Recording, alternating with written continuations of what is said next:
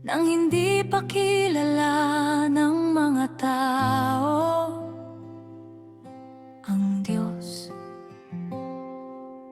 Hindi niya pinansin ang kanilang mga kasalanan.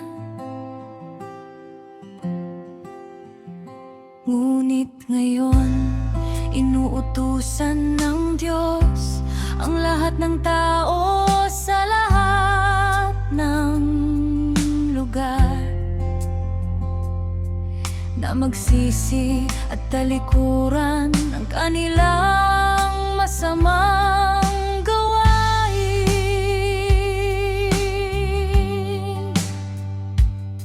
Hindi ka unlad kung hindi mo ipapahayag ang iyong mga kasalanan. Ngunit kung ipapahayag mo ito at tatalikdan, kahahabagan ka ng Diyos. Ito ang kanyang sinasabi: magsisi na kayo sa inyong mga kasalanan, dahil malapit na ang paghahari ng Diyos. Sapagkat ang kalungkutan ayon sa kalooban ng Diyos ay nagdadala sa atin sa pagsisisi at nagdudulot ng kaligtasan.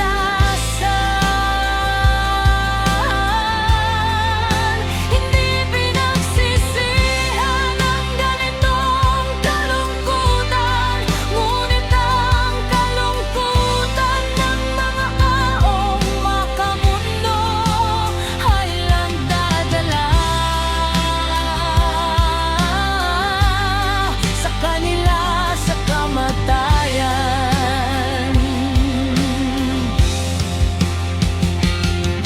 Ang Diyos ay nakaupo sa kanyang trono at naghahari sa mga bansa.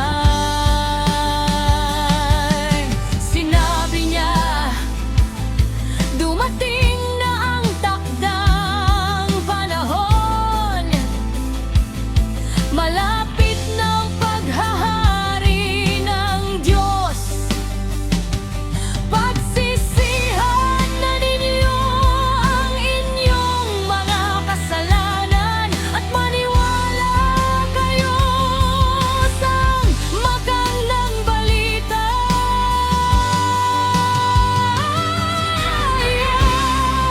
Sapagkat ang kalungkutan ayon sa kalooban ng Diyos ay nagdadala sa atin sa pagsisisi at nagdudulot ng kaligtasan.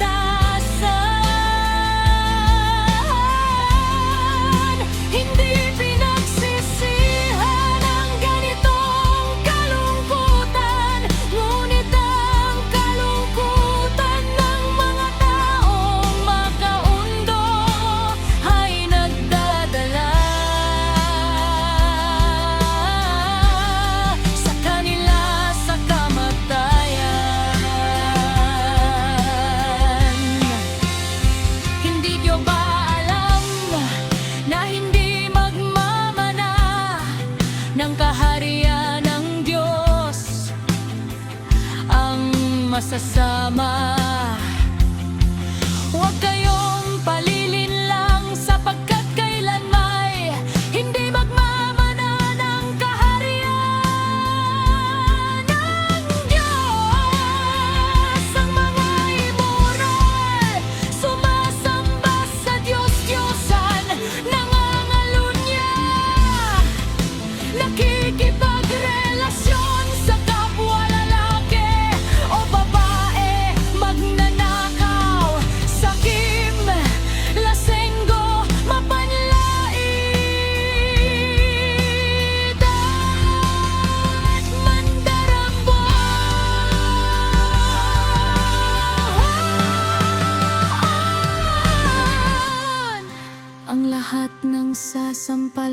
palataya at magpapabautismo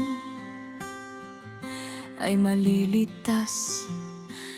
Ngunit ang hindi sasampalataya ay parurusahan.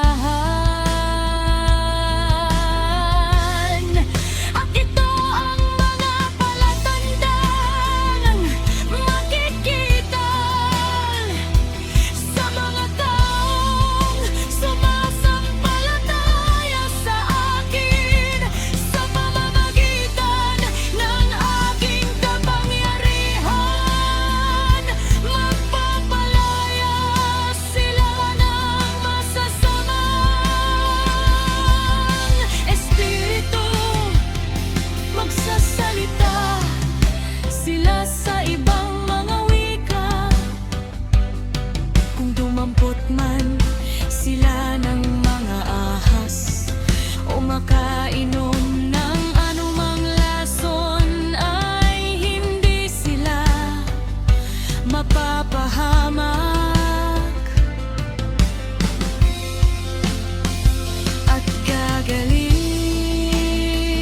ang mga may sakit na papatungan nila ng kanilang mga kamay.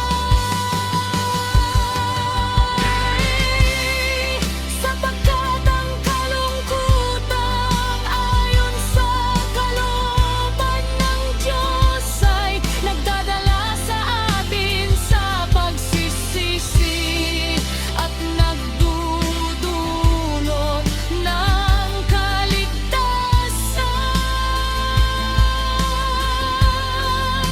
Hindi pinagsisihan ang ganitong kalungkutan, ngunit ang kalungkutan ng mga taong makamundo ay nagdadala